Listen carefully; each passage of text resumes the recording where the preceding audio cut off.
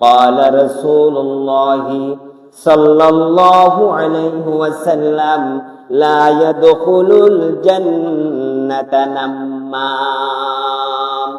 ও সুগলপুর যারা মুসলমানের ভিতরে রয়েছে, যারা কথা চালাচালি করো, ফিন মারামারি করো, সামসাগিরি করে সমাজে গড়ে পরিবারে ঝগড়া লাগিয়ে দাও, ওই সুগলপুররা শুনে নাও, লা ইয়াদখুলুল জান্নাতা নাম্মাম।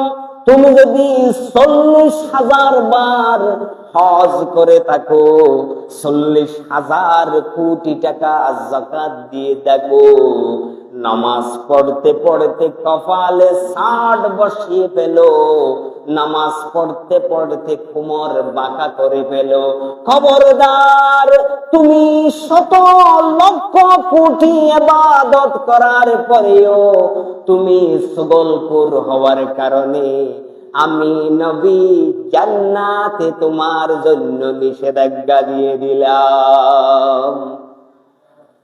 আমার নবী যেখানে নিষেধাজ্ঞা দিয়েছে সেখানে দুনিয়ার কোন মানুষের ক্ষমতা আছে আমার নবীর নিষেধাজ্ঞা উত্তোলন করার? নাই। তাহলে কি আমরা কথা চালাচালি করে সমাজের পাপিষ্ঠ সুগলপুর হব, নাকি আমাদের গালে তালা লাগাবো?